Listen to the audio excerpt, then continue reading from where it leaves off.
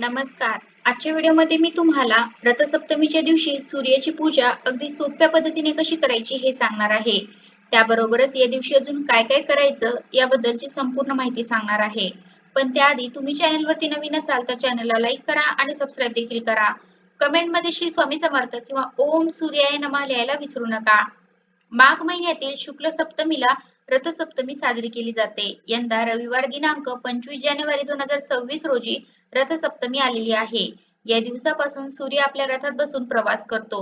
या रथाला 7 घोडे असतात म्हणून रथसप्तमी असा शब्द वापरला जातो. या दिवशी सूर्यपूजन केले जाते. जर आपण रोज सूर्याला नमस्कार केला तर आपले आरोग्य उत्तम राहते. उत्तम तेजाची प्राप्ती होते. मन शांत व एकाग्र बनते. शरीर सुदृढ बनते. सूर्यदेवतेची पूजा केल्याने आपल्या घरातील आजारपण, अडचणी कमी होतात. घरात सुख समृद्धी आणि संपत्तीमध्ये वाढ व्हावी, शिवाय निरोगी आयुष्यासाठी या दिवशी सूर्यदेवाची पूजा केली जाते. अशा प्रकारे सूर्याची उपासना करण्याचे खूप सारे फायदे आहेत. रथसप्तमीच्या दिवशी सूर्योदयापूर्वी उठून स्नान वगैरे आटोपून घ्यावे. त्यानंतर आपल्याला उगवत्या सूर्याची पूजा करायची आहे. या दिवशी सूर्योदयापूर्वी स्नान करावे आणि छोट्याशा तांब्याच्या कलशातून सूर्याला अर्घ्य अर्पण करावे. तर एका तांब्याच्या कलशामध्ये स्वच्छ पाणी घ्यायचं आहे. त्यामध्ये हळद, कुंकू, अक्षदा, लाल फूल, लाल गंध आणि थोडेसे तीळ टाकायचे आहेत आणि उगवत्या सूर्याला आपण अर्घ्य अर्पण करायचं आहे.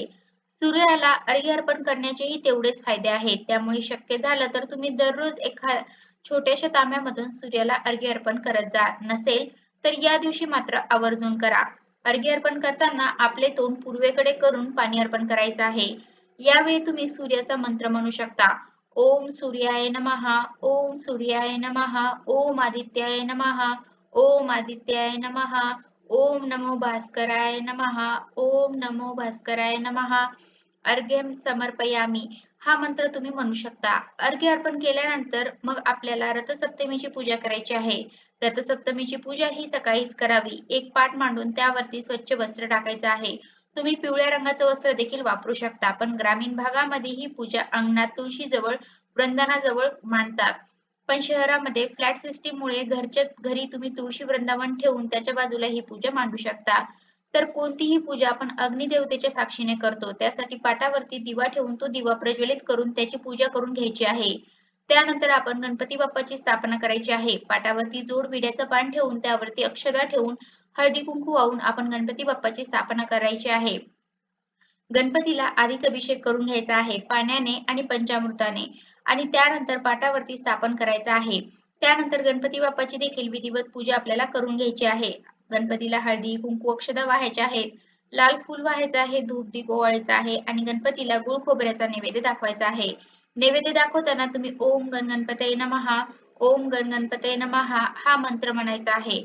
त्यानंतर सूर्यदेवाच्या प्रतिमेची पूजा करून घ्यायची आहे. तुम्हाला सूर्यदेवाचे तांब्याचे प्रतिमा ज्या ठिकाणी देवांच्या मूर्ती मिळतात त्या दुकानामध्ये किंवा भांड्याच्या दुकानामध्ये सुद्धा मिळून जातील. सूर्यदेवाच्या प्रतिमेला हळदी कुंकवाची बोटे लावून घ्यायची आहे आणि जर तुमच्याकडे सूर्यदेवाची प्रतिमा नसेल तर एका पेपरवरती सूर्यदेवाचा 7 घोड्यावर बसलेला चित्र काढून तुम्ही त्याची देखील पूजा करू शकता किंवा Google वरती हा फोटो सर्च केल्यानंतर तुम्हाला लगेच मिळेल. त्याची पण प्रिंट काढून तुम्ही त्याची देखील पूजा करू शकता. सूर्य हा ग्रहांचा राजा असून त्याचे स्थान नवग्रहांमध्ये आहे. सूर्य स्वयंप्रकाशी असून अन्य त्याचा प्रकाश घेतात. अशा या सूर्याला देव मानून त्याच्या प्रती कृतज्ञता व्यक्त करण्याचा दिवस म्हणजे रथसप्तमी होय. मकर संक्रांती दिवशी सुरू होणारे हळदी कुंकू समारंभ रथसप्तमी दिवशी समाप्त होतात आणि रथसप्तमीच्या दिवशी तुळशी पुढे 7 घोड्यांचे रथात स्वार झालेले सूर्य रथाचे चित्र काढून महिला त्याचे पूजन करतात. त्यानंतर पाटावरती थोड्या अक्षता ठेवून त्यावरती हळदी कुंकू वाहून सूर्यदेवतेची प्रतिमा ठेवायची आहे आणि सूर्याला देखील हळदी कुंकू, अक्षता, लाल फूल व्हायचं आहे. तुमच्याकडे असेल तर सूर्याला लाल फूल वाहणं खूप शुभ मानलं जातं. सूर्याची पूजा करताना सूर्यदेवतेचा मंत्र म्हणावा. त्यानंतर पाटावर 7 प्रकारचे धान्य 7 वाट्यांमध्ये घेऊन त्याची देखील पूजा करून घ्यायची आहे. तुम्ही कोणतेही धान्य घेऊ शकता. यामध्ये मात्र एका वाटीत तीळ आवर्जून ठेवा.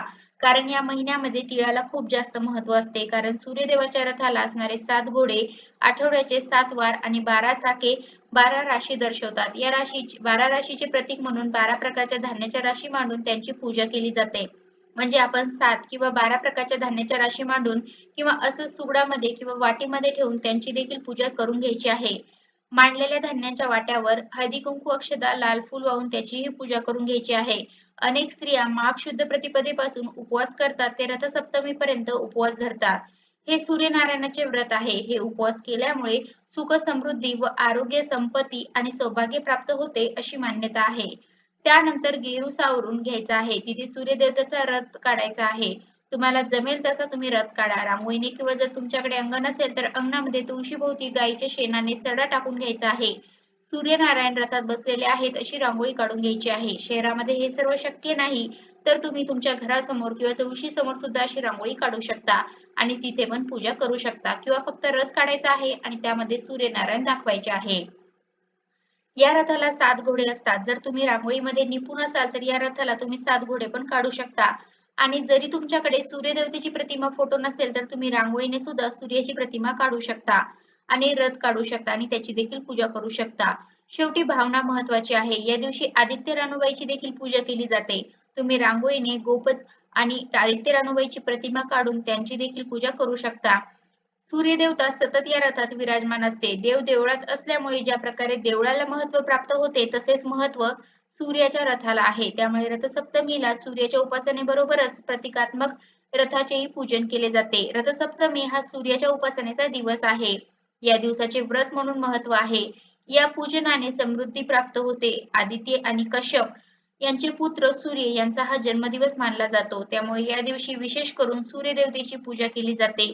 रथ काढून घेतल्यावरती रथाची देखील आपण पूजा करून घ्यायची आहे. त्यानंतर पूजेमध्ये जे काही गोडाचा नैवेद्य तुम्ही घेतला असेल त्याचा नैवेद्य दाखवून घ्यायचा आहे आणि तिळगुळ सुद्धा या पूजेमध्ये आपल्याला अवश्य ठेवायचा आहे. तिळगुळाचा नैवेद्य दाखवून घ्यायचा आहे. तसेच या दिवशी दूध उतू घालण्याची प्रथा आहे. तर त्यानंतर एक सुगड घ्यायचा आहे किंवा एक छोटंसं मातीचं भांडं तुम्ही घेऊ शकता. ते स्वच्छ धुवून घ्यायचं आहे.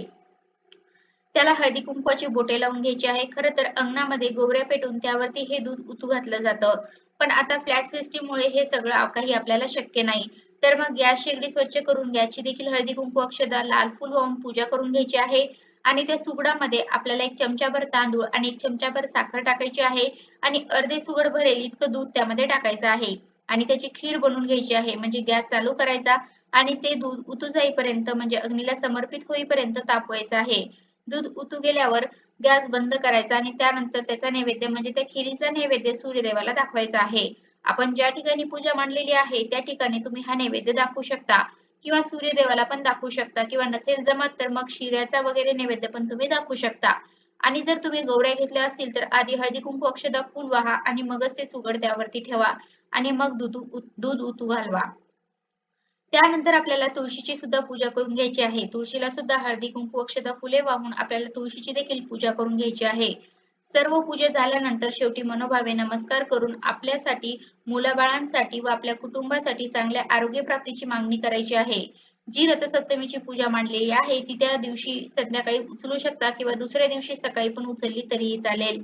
आणि जे आपण धान्य मांडलेलं होतं धान्याच्या राशी किंवा सुगड तर ते तुम्ही दुसऱ्या दिवशी रोजच्या धान्यामध्ये मिक्स करायचं आहे. ज्या ज्या डब्यामध्ये होतं त्या डब्यामध्ये ठेवायचं आहे आणि ते तुम्ही वापरू शकता.